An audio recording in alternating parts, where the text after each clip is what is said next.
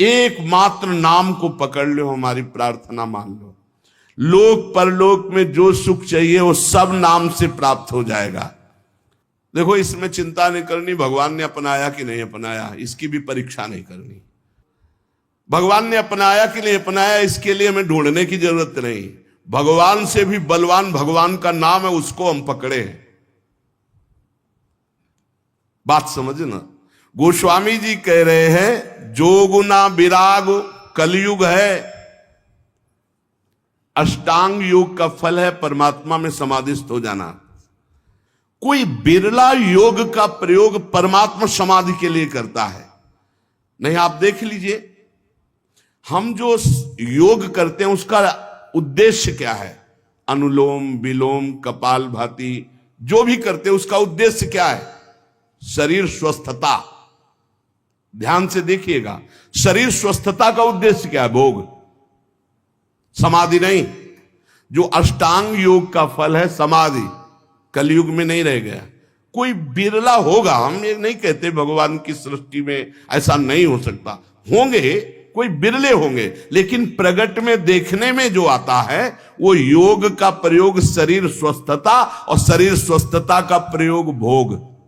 आप देख लीजिए, गोस्वामी जी कहते हैं कि अब मैं देख रहा हूं कलयुग ने अष्टांग योग में भी अपना प्रवेश कर लिया, जिससे योग का फल जो चित्त वृत्ति का निरोध करके परमात्मा में समाधिस्थ होना है गया। कोई बिरला होगा। फिर कह रहे हैं न विरागु, वैराग्य, क्या वैराग्य रह गया है? जो वैरागी महापुरुष पीछे हुए हैं, अब वैराग्य क्या रह गया? क्या वैराग्य रह गया है? केवल नाम मात्र का वैराग्य रह गया। वैराग्य किस बात का है? रुपया है, पैसा है, कपड़ा है, भोजन है, मकान है, व्यवस्था है, नाम मात्र का वैराग्य रह गया। वैराग्य किस बात का? जिसके जीवन में भगवान के सिवा कुछ नहीं है, राग त्रिभुवन में कहीं वस्तु व्यक्ति स्थान में नहीं, उसे वैराग्यवान कहते हैं। जो लोक परलोक के समस्त भोगों के सानिध्य में भी भोगने की इच्छा नहीं, उसे वैरागी कहते हैं। गोस्वामी जी कह रहे हैं, मुझे वैराग्य में भी दम नहीं दिखाई दे रहा कि भगवत प्राप्ति करा सके, क्योंकि वैराग्य में पाखंड का प्रवेश हो गया। कलयुग ने पाखंड का प्रवेश करवा दिया। कोई बिरला वैरागी, सच्चा वैरागी, भगवान की सृष्टि में कमी नहीं होती, कोई बिरला सच्चा वैरागी होगा जिसका वैराग्य भगवान के लिए है। नहीं तो वैराग्य भी दिखावे पे आ गया है, पाखंड में आ गया है। न जप, माला में हाथ है और बातें कर रहे हैं, माला रुक नहीं रहा, वो चल रहा है, और बातें जबान से हो रही और साथ चल रहे हैं। क्या जप हो रहा है? किसका जप हो रहा है? जप तो तब माना जाता है जो जप कर रहे हैं वो हमारे ध्यान में है, वही हम सुन रहे हैं, वही हम बोल रहे हैं, उसे जप माना जाता है। तीन बातें जप में होनी चाहिए। जो हम जप रहे हैं वही सुन रहे हैं, वही हमारे ध्यान में है। राधा तो दिखाई दे रहा है, राधा लिखा, सुनाई दे रहा है राधा, और हम बोल रहे हैं राधा, और फिर एक मन का सकिला, फिर राधा, फिर एक मन का सा, वो जप। अब जप में भी 11 माला कहा है, हो जाए हर 5 मिनट में घड़ी में, और जल्दी जल्दी, स्वाद नहीं, रुचि नहीं, मन नहीं, बस कोई कोई तो ऐसे माला सरकाते कि हमें लगता है कि अगर रा रा बोले तो भी नहीं सरकेगा। राधा राधा तो बहुत बड़ी बात है, अगर वो रा रा बोले तो इतनी रफ्तार से नहीं चलेगा। अब पता नहीं कैसे ऐसे माला सर सर घूम रहा है। माला घूमने से भगवत प्राप्ति होगी क्या? माला घूम, देखो ये माला है, काउंटर है, ये चीजें मन लगाने के लिए हैं। असली तो जब श्वासों की माला में, धड़कन में नाम चलता है, रोम रोम आनंद से खिल उठता है, ये प्रारंभिक दशा है। तो प्रेम प्राप्ति के लिए नेम लिया गया है, इसलिए आवश्यक है माला और काउंटर से जपना। पर वो जप इस तरह का होना चाहिए कि वही सुनाई दे, वही जो बोल रहे वही दिखाई दे। ऐसे तब जब किए। अब बोलो इसमें तुम बात कर सकते हो? हिम्मत नहीं कि तुम बोल सको, तुम्हारी हिम्मत नहीं कि बोल सको, क्योंकि बोलोगे तो क्रम टूट जाएगा। जब अपने लोग अभ्यास करते थे तालू में जिभ्या ऐसे लगा के ऊपर, बोलना विष जैसा लगता था, क्योंकि वो क्रम टूटेगा, वो चल रहा है। गोस्वामी जी कह रहे हैं कि जो मंत्रानुष्ठान है अब वो नहीं दिखाई देता, कलयुग का बड़ा प्रभाव है। और जाग माने यज्ञ।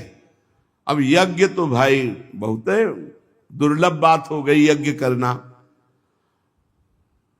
कोई कोई महापुरुष अनुष्ठान करते होंगे, अच्छे से पूर्ण भी होता होगा, सृष्टि है भगवान की, पर अब बहुत मुश्किल है यज्ञ करना, क्योंकि त्रिकाल संध्या करने वाला मंत्रवेत्ता आचार्य और जौधान्य आदि बड़ा पवित्र, भूमि पवित्र, जजमान की वासना पवित्र, उपासना के भाव, और बड़े ही सुरक्षा से जब यज्ञ होती तब वो पूर्ण होती है।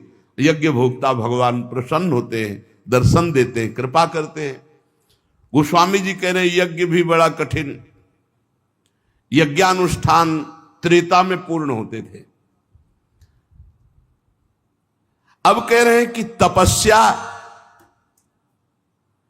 इसमें भी दंभ घुस गया, तप में दंभ घुस गया। बाहर से दिखावा की भावना आना ही दंभ कहा जाता है। तप होता है भगवान की प्रसन्नता के लिए। बहुत से महात्मा एक लंगोटी लगाए पूरा जीवन ऐसे कष्ट सहते हुए भगवान को रिझा लिए, आज भी हैं, पर प्रायः तपस्या में दंभ घुस गया है, दिखावा घुस गया है, उससे तपस्या का फल। और भगवान तपस्या समर्पित करके दैन्य होने से भले मिल जाए, नहीं तपस्या से भगवान को नहीं खरीदा जा सकता। तप के द्वारा भगवान को खरीदा नहीं जा सकता। तप में शक्ति संचय होती है, पर अहम त्याग करके वो तप भगवान को समर्पित कर दे तो भगवान की प्राप्ति हो जाए। पर शुद्ध तप, तप का अर्थ होता है ताप सहन करना। जैसे काम हमारे हृदय में ताप देता है, क्रोध हमारे हृदय में ताप देता है, लोभ मोह देता है, इनको हम सह जाएं। अपने धर्म में चलने पर जो कष्ट होता है उसे सह जाने को तपस्या कहते हैं। बोले वो भी दिखावा हो गया है, दिखावा हो गया है। भगवान जानते हैं तो हम दिखावा किसके लिए कर रहे हैं? तो तप में दिखावा, दंभ घुस गया। और बोले जो त्याग है, जोग न विराग जप जाग तप त्यागो, त्याग कहते हैं हमारे हृदय में भगवत प्राप्ति की लालसा हुई है, जानबूझकर सारे भोगों का, सुख सुविधाओं का त्याग करके असुविधा युक्त जीवन, भगवान के लिए सब सुविधाएं हैं, असुविधा युक्त जीवन। त्याग का जब तक अहम होता है तो ना संतों में और ना भगवंत में द्रवण क्रिया नहीं होती, ध्यान रखना। उनका हृदय तभी द्रवित होता है जब त्याग का, अहम का भी त्याग हो जाए। कई बार सत्संग में सुनाया है, पूरे भारत की नदियों का भ्रमण करके फलाहार दुग्ध आदि से जीवन व्यतीत करते थे। उनको जब सुनने को मिला महाप्रभु चैतन्य देव की महिमा की कीर्तन में अमृत बरसता है, तो उन्होंने लगा कि जब मैं जाऊंगा तो मैं त्यागी हूं, समस्त तीर्थों का अवगाहन किए हूं, फलाहार दुग्धाहार रहता हूं, तो महाप्रभु गले से लगा लेंगे। कीर्तन में पहुंचे, जे भी पहुंचे तो महाप्रभु का कीर्तन रुक गया और कहा कौन बहिर्मुख पुरुष आ गया जिससे कीर्तन का रस सूख रहा है? और वही आए हुए थे। बोले हटाओ इनको, हटा दो। अब वो जो दूर जाकर के खड़े हुए और रोने लगे कि प्रभु क्या मुझ जैसे अधम का आपके चरणों में कोई स्थान नहीं मिलने का? अगर आप जैसे महापुरुष, अंदर से प्रार्थना करते हैं, आप जैसे महापुरुष मुझ जैसे अधम को स्वीकार नहीं करेंगे, फिर मेरा उद्धार कैसे? महाप्रभु दौड़ पड़े और जाके गले से लगा लिया और कीर्तन में उन्मत्त कर। अहम का त्याग, त्याग की स्मृति का त्याग, दैन्य भाव। तो त्याग का भी महत्व भगवत प्राप्ति नहीं करा सकता। तीरथ न धर्म जानो वेद विधि किमि है। अब तीर्थ ध्यान देना आप, कलयुग की चाल का ध्यान देना। आप सब हृदय वाले हैं। घर गृहस्थी में उतने पापाचरण की वृत्ति नहीं आएगी जितना तीर्थ में आने की संभावना है। क्यों आने की संभावना है? कलयुग की कुचाल है कि यहां का पाप वज्र की तरह होगा, तुम्हारी दुर्गति होगी।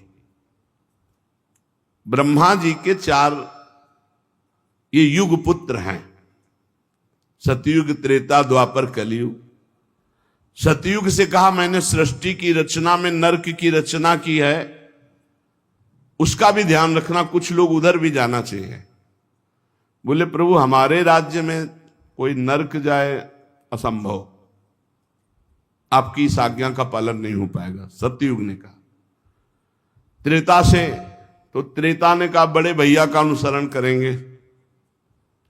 द्वापर से कहा तो द्वापर ने कहा हम आज्ञा पालन करने की सम्यक चेष्टा करेंगे, आपकी आज्ञा का पालन हो कि कुछ लोग जो अधर्माचरण करेंगे वो नरक भेजे जाए।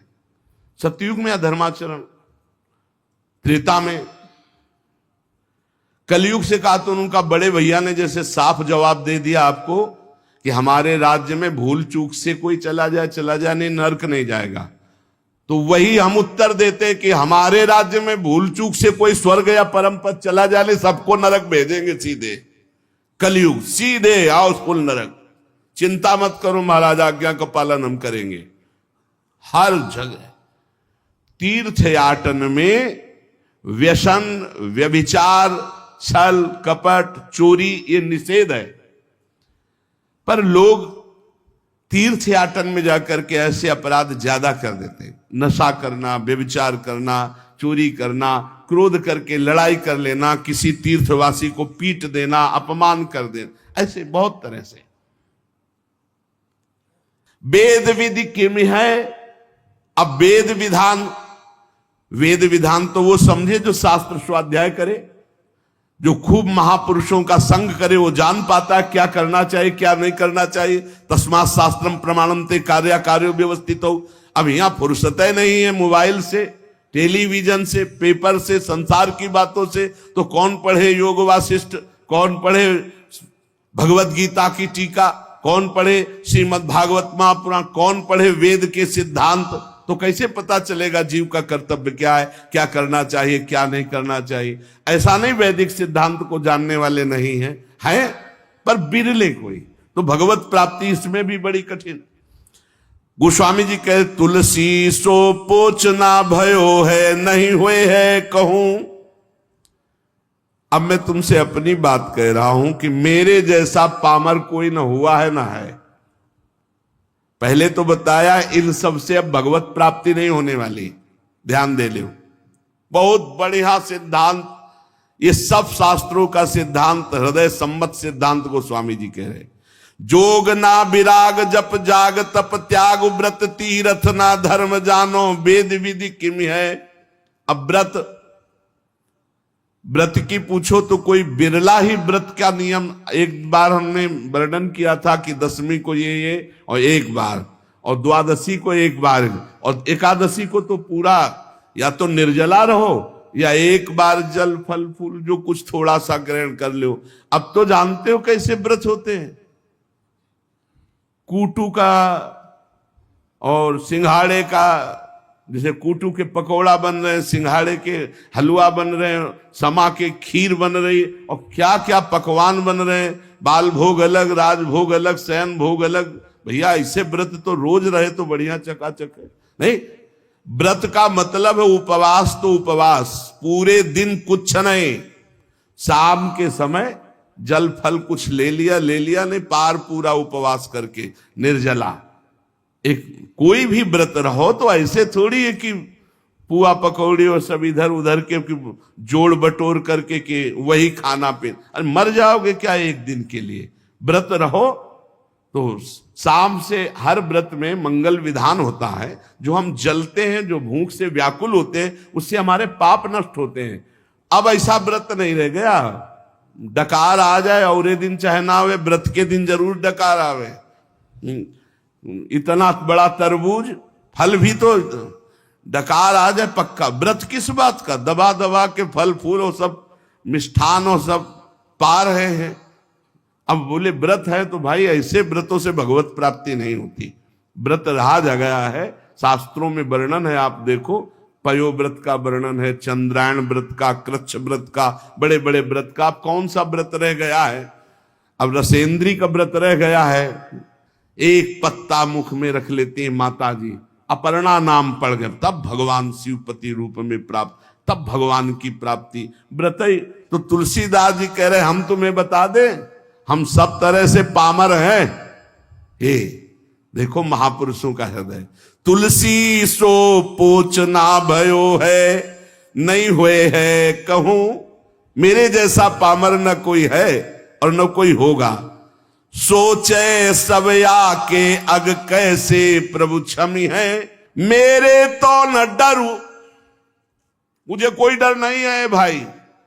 क्यों? तुमने क्या पा लिया कि तुम्हें डर नहीं?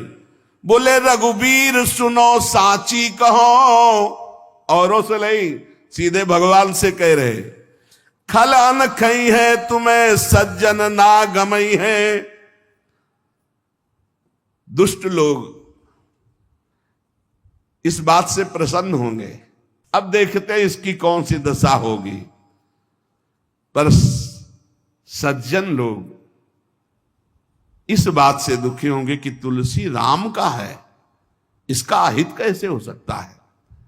तो कह रहे हैं मुझे डर नहीं, सुनो रघुनाथ जी, भले सुकृति के संग मोहि तुला तौलितो, तपस्वी व्रती तीर्थयाटन योगी जपी त्यागी, इन सबको एक तुला में रख लो हे रघुनाथ जी, और तौला जाए तो मेरी तरफ कांटा भारी होगा। बोले क्यों महाराज? बोले हम पहले कह दिया कि बहुत पामर हैं, पहले कह दिया, हम ये नहीं कह रहे कि बहुत हम महान हैं, लेकिन जब इन सब साधन करने वालों को एक तरफ और मुझे तौला जाएगा तो मेरी तरफ झुकाव होगा, वो हल्के हो जाएंगे। बोले क्यों? नाम के प्रसाद भारू मेरी ओर नमी है, क्योंकि मैंने केवल नाम का आश्रय ले लिया है। ये खास बात, केवल नाम का आश्रय लिया, तो जो अन्य सब साधनों का फल एक तरफ तौला जाए या अन्य सब साधन करने वाले एक तरफ हो, और तुलसीदास जी कहते हैं मुझ पामर को एक तरफ रखा जाए, तो रघुनाथ जी को साक्षी करके कहते हैं वो कांटा हमारी तरफ झुकेगा। बोले क्यों? बोले मैंने नाम का प्रभाव, नाम को रात दिन नाथ हूं ना अपनायो, लोक झूठी है परिपय, प्रभु ते प्रबल प्रताप प्रभु, नाम को पायो नाम चारु चिंतामणि, उर करते न खसई हो, अब लो नसानी अब ना नसई हो, एक सेकंड भी नहीं जाने दूंगा। अब बस ये दो अक्षर मेरे जीवन में माई बाप है, रात दिन प्रभु का नाम, इसलिए मेरी जय हो गई। समझ लो सत्संग में सब साधन एक तरफ और नाम जापा के एक तरफ, एकमात्र भगवान के नाम में। गोस्वामी जी कह रहे हैं जागिए न सोइए बिगोइए जन्म जाए, दुख रोग रोइए कलेश को काम को, राजा रंक रागी और विरागी भूरी भागिए, अभागी जीव जरत प्रभाव कलि बाम को, तुलसी कबंद कैसो धाई वो विचारु अंध, धंध देखियत जग सोच परिणाम को, सोई बो जो राम के स्नेह की समाधि सुख, और जागबे जो जीह जपे नी के राम नाम को। इस कलयुग ने सबकी बुद्धि को भ्रष्ट कर दिया है। हरिवंश महाप्रभु कहते पाए जान जगत में सब जन, कपटी कुटिल कलयुगी टंचु, सबकी बुद्धि में कलयुग अपना प्रभाव दिखाए। गोस्वामी जी कह रहे हैं इस संसार में ना तो कोई जाग रहा है और ना सो रहा है, अब प्रपंच में फंसे। बोले नहीं, जागते भी हैं सोते हैं। तो गोस्वामी जी कह रहे हैं हम जागना किसे कह रहे हैं और सोना किसे कह रहे हैं?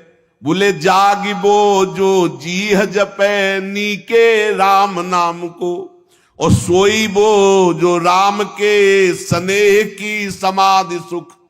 सोना किसे कहते हैं? भगवान के चिंतन में डूबा हुआ आनंद मगन कब निद्रा में चला गया फिर जगा भगवान के चिंतन, इसे सोना कहते हैं। बोले संसार के जीव न सोना जानते हो न जागना। और जागना किसे? जब चेतना में है तो हर समय जवान से नाम जप कर रहे हैं। गोस्वामी जी कह रहे हैं कलयुग है, जीवन का जीवन पूरा व्यर्थ नष्ट कर रहा है कलयुग। मनुष्य के दुख शोक रोग रो रहे हैं, जिंदगी बर्बाद हो रही, काम क्रोध क्लेश ये सब के हृदय में बाढ़ आ रही है। राजा रंक रागी विरागी भागी अभागी सबको कलयुग ने अपने में ग्रसित कर लिया है। कुटिल कलयुग का ऐसा प्रभाव है कि सबको अंधा कर दिया है। वह धंधा दसेंद्री जनेंद्री का, ईमानदारी से देख लो, खूब बढ़िया खाने को मिले भोगने को मिले, अंधा कर दिया। ना ये चैन से सो पा रहे हैं ना जाग पा रहे हैं। चैन से सोना है भगवान का चिंतन करते हुए, भगवान के चिंतन में सोना, और जागना है रात दिन नाम चल रहा है, यही जगना है। गोस्वामी जी कह रहे हमारे ऊपर कलयुग होश में नजर मत डाल देना। सुनिए कराल कलिकाल भूमिपाल तुम जाय घालो चाहिए कायदो राखे ताय को। ए महिपाल हो तुम, कलयुग तुम्हारा राज इस समय फैला हुआ है, तुम राजा हो मानते हैं, तुम सबको नष्ट कर रहे हो ये भी जानते हैं, सबको बुद्धि भ्रष्ट। सब में कौन बचा है? जो सोता है भगवान का चिंतन करके, जगता है भगवान का चिंतन करके और हर समय नाम जप करता रहता है, उसके ऊपर कलयुग का प्रभाव नहीं पड़ेगा। सुनिए कराल कलिकाल भूमिपाल तुम जाय घालो चाहिए कायदो राखे ताय को। जिसको तुम नष्ट करना चाहो उसे कोई बचा नहीं सकता भगवान के सिवा। अरे बुद्धि बदल दी महाराज परीक्षित की, जो गर्भई में भगवान का दर्शन किए थे, मरा हुआ सांप ऋषि के गले में ऐसे विनोद में डाल दिए। वो विनोद है, वो समाधिस्थ महात्मा है, इतने बड़े पूज्य महात्मा, उनके गले में एक मरा हुआ सांप डाल दिया। बुद्धि खराब कर देता है कलयुग। गोस्वामी जी कह रहे देखो मैं कोई अहंकार से नहीं कह रहा, ए कलयुग हाँ तो दीन दूबरो बिगारो ढारो रावरो ना मैं हूं ते हूं ताहि को सकल जग जाहि को। वैसे बहुत दीन हूं बहुत दूबरा हूं, पर ऐसा मत समझ लेना मैं बहुत बड़े का हूं। ए कलिकाल साची कहो कलिकाल कराल में ढारो बिगारो तिहारो कहा है। काम को कोह को लोभ को मोह को महिषोवान प्रपंच रहा है। हौ जगु नायक लायक आज पे मेरी ओ टेव कुटेव महा है। जानकी नाथ बिना तुलसी जग दूसरों सु करी हो ना हाहा है। तू अपना इतना प्रभाव बढ़ा लिया, सारे जगत को काम क्रोध लोभ कपट मोह हिंसा दंभ पाखंड मदिरा पान मांस खाना व्यभिचार करना फैला दिया तूने। पर मैं हाहा तेरे से नहीं खा सकता। मैं रघुनाथ जी कहूं देख तू मेरा कुछ नहीं बिगाड़ सकता। क्यों? भागीरथी जलपान करो और नाम द्वय राम के लेत नितय हो। मोको न लेनो न देनो कछु कल भूल न रावरी और चितय हो। रोज भगवान का गंगा जल पान करता हूं चरणामृत, और जितना बना 2-4 नाम जप कर लेता हूं। कलयुग होश में हमारी तरफ देख मत लेना तुम। जान के जोरी करो परिणाम तुम्हें पछतई है पै मैं न भितई हूं। तुम्हें बता दे कि अगर हमारी तरफ देखा कुछ उपाय किया हमारे नष्ट करने का, तो मेरा तो कुछ बिगड़ेगा नहीं, मैं डरूंगा नहीं, लेकिन हो सकता है तुम्हारा बिगड़ जाए। बोले कैसे? बोले ब्राह्मण जो उगल्यो उर्गारी हो त्यों ही तिहारे हिये ना हितई हो। महामहिम गरुण जी ने जब एक भोजन आहार एक जगह लिया तो उसमें एक ब्राह्मण भी आ गया, ब्रह्म ऋषि। तो आंख पैदा हो गई गरुड़ जी के तालू पे, तत्काल उगल दिया। बोले समझ लो जो भगवान का भजन करते तो गरुड़ जी नहीं लील पाए तो एक कलयुग तू क्या बिगाड़ लेगा। भगवान का चरणामृत पान करता हूं, दो चार जो बना हूं राम राम जप लेता हूं क्योंकि मैं रघुनाथ जी का हूं। ये ठसक रोज भगवान का चरणामृत पान जो करता है और जो नाम जप करता है कुछ नहीं बिगड़ेगा। जीते विनायक शुभ अशुभ विघ्न, सेवक जी महाराज, जीते विनायक शुभ अशुभ विघ्न करे नहीं कोई, विघ्न करे नहीं कोई, डरे कलिकाल कष्ट भय, हरे सकल संताप हरस हरिनाम जपत जय। जो भगवान नाम जप कर रहा है उसकी सदा जय होती है।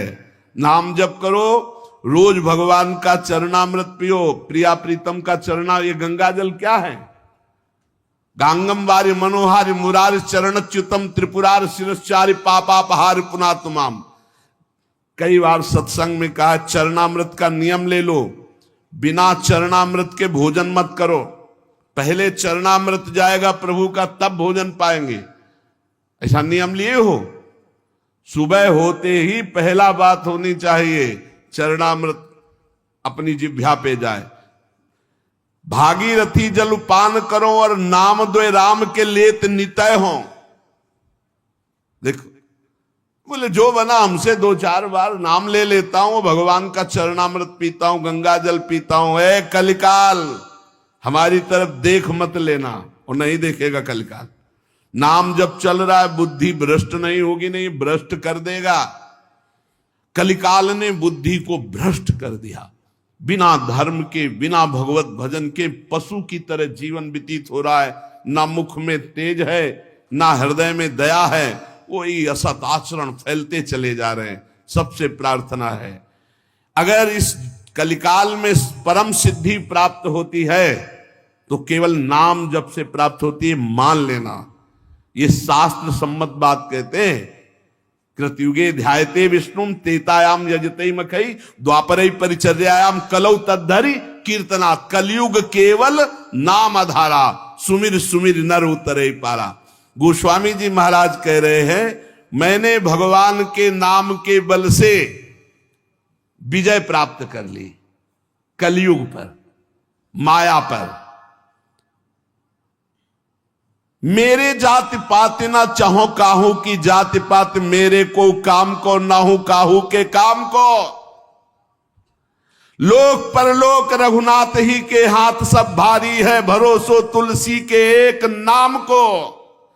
अति ही अयाने उपखानो नहीं बूझे लोग, साही को गोत गोत होत है गुलाम को। साधु कह असाधु कह भलो कह पोच, सोच कहा का काहू के द्वार पर हो, जो हो सो हो राम को। ये बात विजय प्राप्त करवा देगी माया पर और कलयुग पर। कह रहे हैं मुझे किसी की पंक्ति में जाना है या किसी को बुलाना है, कोई बेटी का ब्याह थोड़ी करना है। मैं किसी की भी जहां तो जात पात पूछता हूं ना, मैं अपनी जात पात, मैं ना तो किसी के काम का हूं ना कोई मेरे काम का है। ना मेरा लोक ना मेरा परलोक, मेरा सब कुछ रघुनाथ जी भगवान। मेरा लोक परलोक मेरी साधना साध्य सब मेरे भगवान। बहुत जोर की बात है। तुलसी एकमात्र केवल नाम का सहारा लिया है, नाम का। भारी है भरोसो तुलसी के एक नाम को। नाम को पकड़ लो भाई। हमारे हर प्रश्न का उत्तर नाम होता है, क्योंकि तस्मात् शास्त्रम प्रमाणम। और युग धर्म के अनुसार अगर किसी का परम कल्याण, मनोरथ की पूर्ति, लोक परलोक की मंगलमयी यात्रा, तो वो नाम से ही होगी। कह रहे मैं साधु हूं या असाधु हूं, भला हूं या बुरा हूं, जैसा हूं, मुझे किससे क्या लेना देना। मैं अपने भगवान का हूं और भगवान के द्वार पे पड़ा हूं। मैं अपनी लाडली जू का हूं, लाडली जू की शरण में पड़ा हूं। कीवे कहा पढ़िवे को कहा फल, बूझी न वेद को भेदु विचारे। स्वार्थ को परमारथ को कलि कामद, राम को नाम विचारे। खूब वेद पढ़े हो, शास्त्र पुराण पढ़े हो, लेकिन नाम जप नहीं कर रहे हो तो कुछ नहीं होने वाला, ध्यान रखना। ये कई शास्त्रों में पढ़ा है, गोस्वामी जी भी कह रहे हो, ये खास हृदय की भी बात है। वाद विवाद विषाद बढ़ाई के छाती पर आयो अपनी जा रहे। बोले मान लो मेरी बात, अगर तर्क विवाद करोगे तो अपनी भी छाती जलाओगे, दूसरे की जलाओगे। चारिहु को, छहो को, नवो को और 10-8 को पाठ कुकाठ जो फारे। यदि नाम जप नहीं चल रहा, 10-8 को 18 पुराण और 9 को कह रहे कि 9 व्याकरण हैं, व्याकरण के 9 हैं। इंद्र, चंद्र, काश, कृष्ण, शाकटायन, आपिशाली, पाणिनि, अमर, जैनेन्द्र और सरस्वती, ये 9 व्याकरण। और फिर कह रहे 6 को 6 शास्त्र, और फिर कह रहे चारियों को, चारों वेद को। 4 वेद, 6 शास्त्र, 9 व्याकरण, 18 पुराण, ये सब कंठस्थ हो और नाम जप नहीं है तो गोस्वामी तुलसीदास जी कह रहे भगवत प्राप्ति नहीं होगी। आप पक्का समझ लीजिए। इसीलिए ये बचपन से सब शास्त्रों का जहां तक बना गुरु कृपा से स्वाध्याय और मार्गों का चलना सब छानबीन के, तब हम तुमसे कहते हैं राधा राधा राधा बोलो, कोई अंधविश्वास से नहीं कहते। गोस्वामी जी कह रहे वाद विवाद विषाद बढ़ाई के छाती पर आई और अपनी जा रो। तर्क वितर्क वाद विवाद करके अपना हृदय जला, दूसरे का हृदय जला, तुम्हें जैसा मनावे। मेरी बात सुन लो, चारियों को, 6 को, 9 को, 10-8 को पाठ कुकाठ जो फारे। स्वार्थ को, परमारथ को, कलिकामद राम को नाम विसारे। यदि भगवान का नाम तुम नहीं जप रहे हो, 4 वेद, 6 शास्त्र, 9 व्याकरण, 18 पुराण कंठस्थ किए हो, तो भले जैसे कुकाठ को चीरने से कुछ हाथ नहीं लगता, ऐसे कुछ हाथ नहीं लगेगा। इसलिए सबसे प्रार्थना है, और जो साधन बने तो करो, लेकिन नाम को मत छोड़ो। अगर नाम साधन में अपने ले आए, राधा राधा राधा, कृष्ण कृष्ण, हरि राम कृष्ण जो जप रहे हो, पक्का भगवत प्राप्ति हो जाएगी, चाहे जो हो, चाहे जैसे हो। इसलिए सत्संग का सार, जितना बन सके अपने आचरणों को सुधारो, भोजन सुधारो, दूसरों का मन वचन कर्म से अहित मत करो, हित करो और नाम जप करो। इसी जन्म में भगवत प्राप्ति हो जाएगी।